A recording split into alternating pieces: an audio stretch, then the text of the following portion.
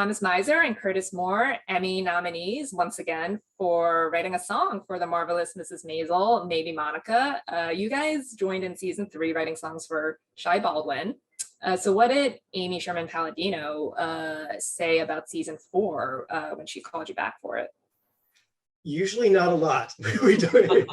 She likes to surprise us, and I think in this case, every time we would pick up the phone, it would be a new request, and we would hang up the phone afterwards and say, "Is she punking us? Is this exactly a joke?" Because it would go from, "Hey guys, can you write a song for a stripper in a bathtub?" Then the next day it would be, "Can you write a song for Harry Belafonte?" We're like, "Are you kidding us?" So it was a joy just to be able to be that tested in a way, and to try on so many different forms and styles. Yeah. Well, that's why I asked, because last time you were tasked with writing a massive pop hit for Shy, and this time Maybe Monica is a song for Harry Belafonte to sing. Yeah. And so why is she constantly giving you guys insanely difficult tasks?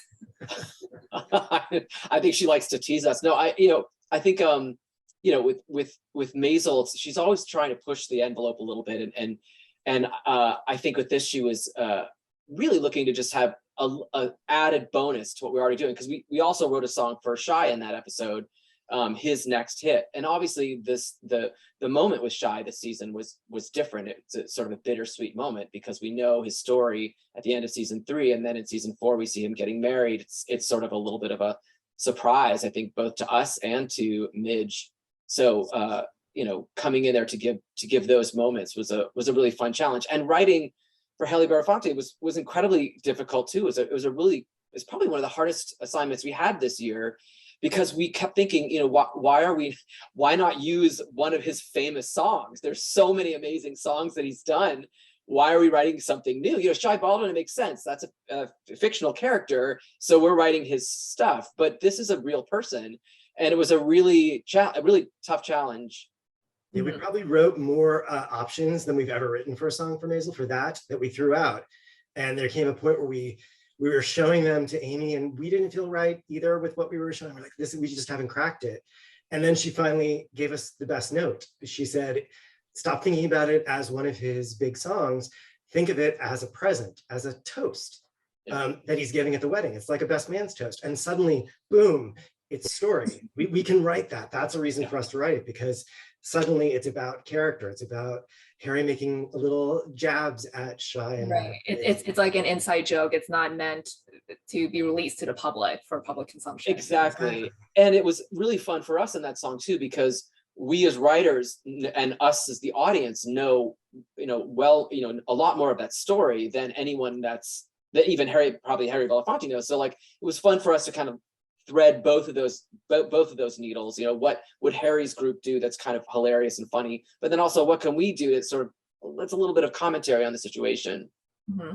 So what were those early songs like before you were able to crack it, before you got that note from her? What did they sound like? Do you recall any lyrics or melodies? Yeah, I mean, it's interesting. When we start these things, we put a playlist together, of just getting us in the era. So we had sort of a really great playlist of songs that we were listening to, a lot of Harry's songs, but other types of songs of the era, and that kind of gave us this sort of vocabulary. We just kind of lived in that for 2 or 3 days, because that's really all we had. And we just started writing a whole bunch of stuff, but we just kept coming to the conclusion that we're not quite nailing exactly what this is. And like Tom said, I think once we got to that point, we did end up taking a little bit of another song and putting it in this one, but we always knew it had to be an up-tempo, always knew it had to be a very high energy song. And so that was kind of fun, that where we ended up with the song. Yeah, there were a couple like story songs. There was a lot of sort of you're at a wedding celebration, sort of mythology songs, and we're just playing with all kinds of different things. And it ultimately had to be personal, and also had to sort of play with the ideas of the episode, which we're sort of asking the question that the episode's asking, which is, why is Monica marrying Shy? Why is this happening? And so we get to have that fun of layering that in. Yeah, and then hopefully it's a bop at the same time. So. Exactly. Oh, the most important thing is that everyone's dancing at the reception. Yeah, it's like that like calypso style. Yeah. Well, so how quickly were you able to write it, maybe Monica, after you got that note? Did it come pretty quickly to you guys? How many versions did you go through? I mean, it does come. That did come pretty quickly. I mean, we really had to get it done so fast. You know, we're such theater people. We're used to like writing a show for like 8 years. And then this is like we had a couple of weeks to write them, but we weren't cracking it. And then we finally got information from Amy. We probably finished the song in a day and a half, I think, was probably what we did. Wow. But at the same time, if you went into our iTunes library, you would hear 40 different versions of Maybe Monica, where we're singing it back and forth to each other and changing a lyric, changing just a little melody thing, because it's all about making it feel effortless. So we would listen to it again and again and again and go, nope, that little section, that's not feeling right. Okay, so unfortunately, our poor spouses have to, when they put iTunes on mix, shuffle, every once in a while it's just a bad a lot of me singing. You should just release those as bonus. Oh gosh, no one wants to hear that. No one wants to hear. We were just laughing that we were saying that everybody on Maisel now has like 300 versions of me singing these tunes. But it is true, we're very iterative when we go back and forth. You know, we're not in the same space. I'm in New York and Tom's in LA.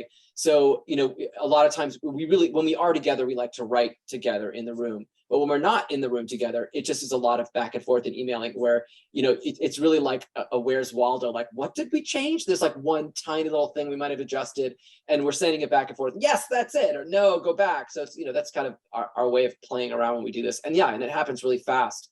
In the case of this, once it was approved, I think we turned around and recorded it the next week. Wow, that's awesome. I want to mention another song you guys did.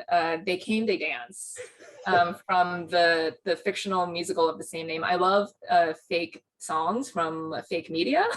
Yes. And this is a bad musical. I think it's described as a musical set in the mountains. So how did you guys go about writing this song?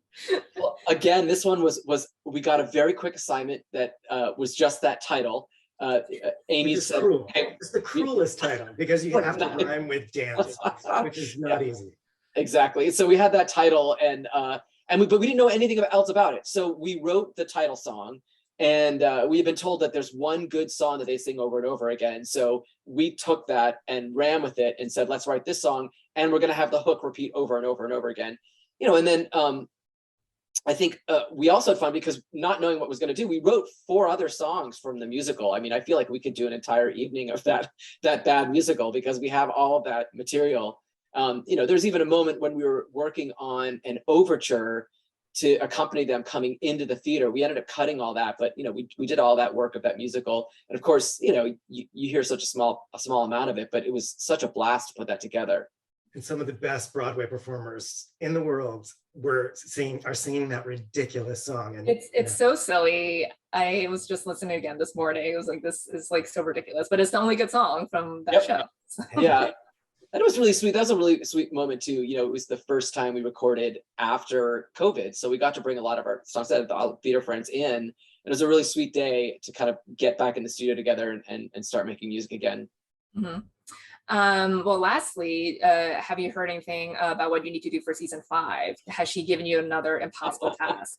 Yes, maybe the most. And I wish we could talk. We'll talk about that hopefully sometime next year. We are right in the middle of it. It has been really epic. Truly insanity. We'll chat back in next year. So, absolutely. Well, Tom and Curtis, it was great speaking with you guys. Thanks so much for your time. We'll see you back in a little bit. Thank you so much. Thank you.